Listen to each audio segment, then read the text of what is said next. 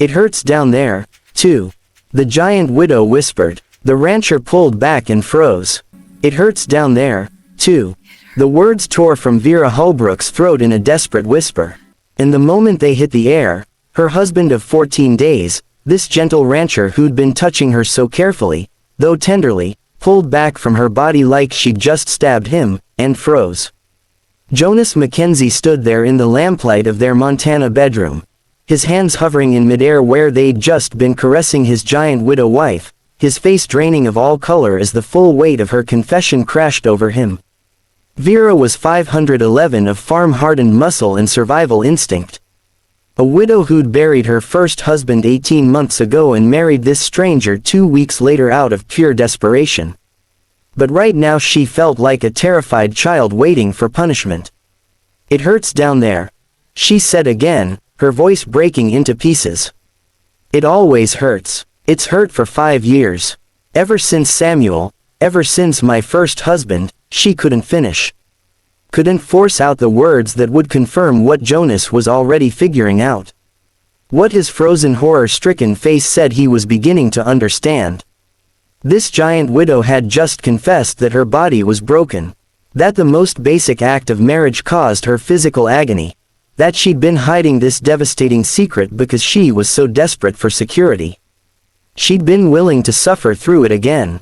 The rancher pulled back further, actually stumbling away from the bed, and Vera watched her new husband press his back against the wall like he was trying to escape from her, from what she'd just revealed, from the shattered remains of whatever wedding night fantasy he'd been harboring. His chest heaved with ragged breaths. His hands shook so violently he had to clench them into fists. And the look on his face, God. The look on his face was pure devastation mixed with something that looked almost like terror. Who hurt you? Jonas's voice came out strangled, barely human. Who did this to you? My husband, Samuel. Vera forced the words out even as shame burned through her like acid. For 5 years. He didn't care if I was ready. Didn't care if I said it hurt. He said it was my duty as a wife to endure. That I was being dramatic. That all women felt pain and I just needed to be tougher. Her whole body trembled. And I tried, Jonas. I tried to be tougher. I tried to stop feeling it, but something broke. Something inside me broke, and it never healed. And now it hurts down there every single time someone tries to. A sound ripped from Jonas's throat, half sob, half roar of rage. He slid down the wall until he was sitting on the floor, his head in his hands, his shoulders shaking with violent emotion. Jonas. Vera scrambled off the bed, fear clawing at her throat. I'm sorry. I should have told you before we married. I know I'm damaged goods. I know you'll want an annulment now. I understand if you stop. The rancher's voice was raw gravel. He looked up and Vera saw his face was soaked with tears. Just stop talking. This was it. The moment her new life shattered. The moment she'd be sent away with nothing. But then Jonas Mackenzie spoke again. And the words that came out of his mouth made Vera's entire world tilt sideways. My mother, he whispered, his voice breaking on every syllable. My mother died when I was 12 years old. Internal bleeding. The doctor said it was from my father, from him being too rough with her. From forcing her when she said no, from hurting her over and over and over until something inside her ruptured. Tears streamed down his face. I found her, Vera. I came home from school and found her lying in a pool of blood in their bedroom. She died in my arms. She looked at me and whispered, I'm sorry, like it was her fault he'd killed her. And then she was gone. Vera's hand flew to her mouth. Horror and understanding crashing over her in waves. I was 12 years old and I held my mother's body while she bled to death because my father couldn't control himself because he treated her like property. Because he hurt her so many times that her body just Jonas couldn't finish. He buried his face in his hands and sobbed deep, wrenching sounds of a boy who'd never fully grieved. A man who'd carried this trauma his entire life. The giant widow dropped to her knees beside the rancher. This broken man who just revealed why he'd been so careful with her. Why he'd waited 2 full weeks before even attempting intimacy. Why he'd asked permission for every single touch tonight. He wasn't just being polite. He was terrified of becoming his father. Terrified of hurting her the way his father had hurt his mother. You pulled back, Vera whispered, understanding flooding through her. The moment I said it hurt, you pulled back. You froze because you were afraid I was afraid I'd kill you. Jonas looked at her with red-rimmed eyes full of anguish. Vera, when you said it hurt down there, too. When I realized I might be causing you the same kind of pain that killed my mother, his voice shattered completely. I swore when I buried her that I would never hurt a woman, never force anything, never be like him. And now you're telling me your first husband did to you exactly what my father did to my mother. That you're in pain. That you've been in pain for years. That you didn't, Vera said fiercely, grabbing his face in her hands. Jonas, you stopped the second I told you. You pulled back. You froze. That's the opposite of what Samuel did. That's the opposite of what your father did. But you're hurt. You're damaged. And I brought you into my bed without knowing I should have told you. Tears poured down Vera's face now. I should have been honest, but I was so desperate for security, so afraid you'd reject me if you knew I was broken that I thought I could just endure it. Push through the pain like I did for 5 years. Pretend everything was fine. They knelt there on the floor, two broken people staring at each other, and the air between them felt charged with something profound. 2 weeks ago, Vera had stepped off the stagecoach in Clearwater with nothing but a carpet bag and Samuel's life insurance money. $300 that his brother was already trying to claim through the courts. Jonas's advertisement had been stark. Widower 35 needs wife for companionship and partnership. Ranch work required. No romantic expectations. Fair treatment guaranteed. She'd written back immediately. Widow 29. Strong, practical, can work. Need security. Will arrive within the week. When she'd first seen Jonas waiting at the station, Vera's stomach had dropped. He was handsome in a weathered way, but more than that he looked kind, gentle, the complete opposite of Samuel's hard edges and cruel hands. Mrs. Holbrook. His voice had been soft. That's me. I'm Jonas Mackenzie. Thank you for coming. He'd reached for her bag, not her hand. I know this is unusual, but I promise you'll be treated with respect here. They'd married 3 days later. Jonas had insisted on separate bedrooms, said they should take time to know each other. Vera had been grateful and terrified in equal measure, grateful for the reprieve. Terrified he'd eventually expect what all husbands expected, and tonight, after 2 weeks of careful distance, she'd worked up the courage to go to his room, to try to be a proper wife, to give him what she owed him for taking her in. But her body had betrayed her. The moment his hand moved lower, the pain had come roaring back, sharp and tearing and impossible to hide. Now they knelt on the floor together, and Vera saw something in Jonas's eyes that she'd never seen in Samuel's. Understanding, and more than that, a matching pain. What do we do now? She whispered. Jonas stood slowly, helped her to her feet. His hands were gentle, respectful, careful not to touch anywhere that might cause pain. Now we go to bed, he said quietly. Not to sleep together. So you know you're not alone with this anymore. Jonas, I can't ask you to live like this. To have a marriage without you're not asking. I'm choosing. He guided her to the bed, pulled back the covers. Vera, I've lived 35 years alone. 35 years afraid of becoming my father. Afraid of hurting someone. You think I'm going to throw away the first person who makes me feel like maybe I'm not broken, like maybe there's a different way to be close to someone. They lay down side by side, fully clothed, a careful distance between them. The lamp flickered, casting dancing shadows. I don't understand, Vera said into the darkness. Why aren't you angry? Why aren't you disappointed? Because you trusted me enough to tell the truth. Because you stopped pretending. Jonas's voice was thick with emotion. And because tomorrow we're riding into town, we're seeing the doctor. We're finding out if there's anything that can help with the pain down there. And if there's not, if you're hurt permanently, then we figure out what marriage looks like for us. Our rules, our way, Vera's breath caught. You really mean that? Every word. He reached across the space between them, offered his hand.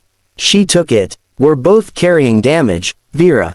Maybe that's why we found each other. Maybe that's what makes this work. She squeezed his hand tighter. And for the first time in 5 years, Vera Holbrook felt something other than pain when thinking about marriage. She felt hope. Morning came with frost on the windows and dread in Vera's stomach. Jonas was already up making coffee, moving around the kitchen like last night's revelations hadn't shattered everything between them. Ready to go to town? He asked, pouring her a cup. Vera's hands shook as she took it. Jonas, we don't have to do this. I've lived with the pain for 5 years. I can know. His voice was firm. You've suffered alone long enough. Today, we get answers. The ride to Clearwater took 2 hours. Vera spent every minute fighting the urge to turn back. What if the doctor confirmed she was broken beyond repair? What if Jonas finally realized what he'd gotten himself into? Dr. Henry Winters was older with kind eyes that had seen too much suffering. When Jonas explained why they'd come, the doctor nodded gravely. Mrs. Mackenzie, I'll need to examine you. Your husband can wait outside. The examination was brief but agonizing.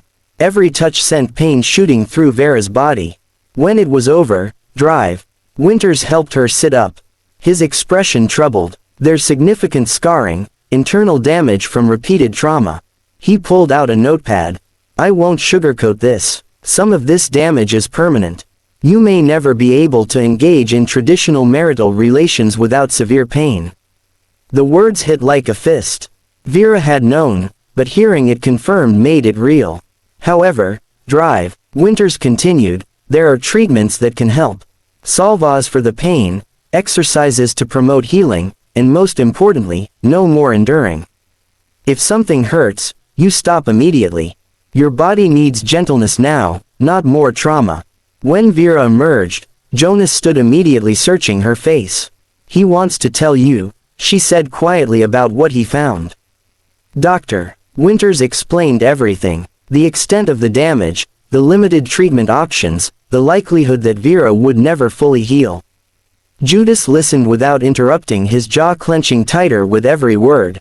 So there's no cure, Jonas said finally. No, but there are ways to manage the pain. And Mr. Mackenzie, Winters looked him straight in the eye. Your wife's body has been through significant trauma.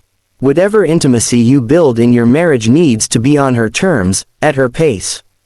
With her permission, every step of the way, understood, they rode home in heavy silence. Vera waited for Jonas to say something, anything about the life sentence she'd just been handed. But he stayed quiet until they reached the ranch. Inside, he finally spoke. I'm going to kill him. What, your first husband? If he wasn't already dead, I'd hunt him down and make him suffer for what he did to you. Jonas's voice shook with rage. 5 years, Vera. 5 years of hurting you and telling you it was your duty. He's dead. It's over. It's not over. You're still living with what he did. Still in pain. Still believing you're damaged goods. Jonas crossed to her, took her hands carefully. But here's what you need to understand. You're not damaged. You're wounded. There's a difference, is there? Damaged means broken beyond repair. Wounded means you're healing. And Vera, his voice softened, I'm going to spend every day helping you heal. Whatever that looks like, however long it takes. Tears spilled down her cheeks. What if I never heal? What if this is permanent? Then we build something different, something that works for us. He pulled her close, careful and gentle. You don't owe me your body, Vera. You don't owe me pain. You owe me honesty, partnership. That's enough. But you're a man. You have needs. I need you safe. I need you healing. Everything else is negotiable. He kissed her forehead. Now, let's figure out what kind of marriage we're actually building. Together, the weeks that followed were unlike anything Vera had imagined marriage could be. Jonas was patient in ways that defied understanding, helping her apply the salve's drive. Winters prescribed, never pressuring her for anything physical, building intimacy through conversation and shared work instead of touch. But the town had opinions. At the general store, Mrs. Henderson cornered Vera while she was buying supplies. Married a month now and still no sign of a baby on the way. Is everything all right between you and Mr. Mackenzie? Vera's face burned. Everything's fine. It's just, well, a man has needs. And if you're not fulfilling your wheelie duties, he might look elsewhere. I'm only saying this as a friend. She wasn't a friend. She was a gossip. But her words burrowed deep. That night, Vera found Jonas in the barn. The town's talking. Let them talk. They're saying I'm not being a proper wife. That you'll leave me for someone who isn't broken like I am. Jonas set down the bridle he was mending. Come here. She did, and he pulled her close, his arms solid and safe around her. I don't care what they say. I care about you, about us. He tilted her chin up. Vera, do you trust me? Yes, then trust that I know what I want. And what I want is you. Exactly as you are. But doubt still gnawed at her. That night, lying in the bed they now shared for sleeping only, Vera whispered into the darkness, what if you wake up one day and resent me? What if you realize you've wasted your life on a woman who can't give you everything? Jonas turned to face her, his hand finding hers under the quilts. Then let me tell you what you've given me. You've given me someone to talk to at the end of long days. Someone who laughs at my terrible jokes. Someone who works beside me instead of behind me. Someone who makes this ranch feel like a home instead of just a place I survive. That's not the same as it's better. His voice was fierce. Vera, I spent 35 years alone because I was terrified of hurting someone, of becoming my father. You've shown me that intimacy isn't just one thing. That building a life with someone means choosing them every single day in 100 small ways. Tears slid down her cheeks. I'm choosing you too every day. Then we're doing just fine. He kissed her then, soft and sweet and full of promise. And when they broke apart, Vera felt something shift. Maybe they were building something new, something that didn't fit into anyone else's definition of marriage, but was entirely theirs. 2 months after their wedding, Vera woke to Jonas, already dressed, pacing the bedroom. What's wrong? I got a letter yesterday. Didn't want to worry you. He handed her a crumpled envelope. It's from Samuel's brother. He's contesting your claim to the life insurance money. Says the marriage wasn't valid because Jonas's jaw clenched. Because it was never consummated. Ice flooded Vera's veins. How would he know that? Town gossip travels. Mrs. Henderson has a cousin who works at the courthouse. So what do? We fight. We get a lawyer. We proved the marriage was legal. Jonas sat beside her. But Vera, if we fight this, people are going to ask questions, personal questions. They might demand proof that we've been intimate. Shame burned through her. And we can't provide that proof because I'm broken. Stop calling yourself broken. His voice was sharp. You're not broken. The law is broken. A system that says a marriage only counts if a woman suffers through pain. That's what's broken. But they'll take the money. And without it, I have nothing. I'll have to leave. You're not leaving. Jonas grabbed her hands. We'll find another way. Sell some cattle. Take out a loan. Whatever it takes. Jonas, I can't let you bankrupt yourself for me. You're not letting me do anything. I'm choosing this. I'm choosing you. He pulled her close. Besides, you think I'd let Samuel's brother win? Let him profit off the suffering he caused you? Never. But the legal battle was brutal. Samuel's brother hired expensive lawyers who painted Vera as a gold digger who trapped a vulnerable widower. The town turned against her. Whispers following her everywhere. People crossing the street to avoid her. One afternoon, Jonas found her crying in the barn. They're right, she sobbed. I did trap you. I married you knowing I couldn't give you a real marriage. I'm exactly what they say I am. No. Jonas knelt in front of her. You married me for security. I married you for companionship. We were honest about what we needed. That's not trapping. That's partnering. But you deserve more. I deserve to be happy. And Vera, I'm happier now than I've been in 23 years. Since before my mother died, you did that. Not despite your pain, but because of everything you are. She looked at him through her tears. Even if we lose the money, even if I cost you everything, we'll rebuild together. He wiped her tears away. But Vera, I need to ask you something, and I need you to be completely honest. What do you want this marriage? Not because you need security, not because you're afraid of being alone, but because you want me, as this life we're building. Her breath caught. Did she? Had desperation turned into something real? Yes, she whispered and realized it was true. I want this. I want you. Even with all the pain and complications and impossible situations, I choose you, Jonas. His smile was devastating. Then we've already won. The courthouse was packed the day of the final hearing. Samuel's brother sat in the front row with his lawyers, looking smug and certain of victory. Vera's hands shook in her lap until Jonas covered them with his own. Whatever happens, he whispered, we face it together. The judge, a stern-faced man named Clayton, reviewed the case with cold efficiency. Mr. Holbrook contests the validity of Mrs. Mackenzie's claim to her late husband's life insurance, arguing the current marriage is fraudulent due to lack of consummation. Mrs. Mackenzie, how do you respond? Vera stood on trembling legs. This was it, the moment she'd have to expose her deepest shame to a room full of strangers. Your Honor, my marriage to Jonas Mackenzie is real, legal, and valid in every way that matters. But not consummated. Heat flooded her face. It's private. It's relevant. A marriage must be consummated to prevent fraud. Jonas stood abruptly. Then let me be clear, Your Honor. My wife and I have an intimate relationship. It may not look like what you consider traditional, but it's ours, and it's real, Mr. Mackenzie. The law requires the law is wrong. Jonas's voice rang through the courtroom. My wife was brutalized by her first husband for 5 years. He hurt her so badly. She still suffers physical pain. And now you're telling me that unless she endures that pain again, unless I hurt her the way he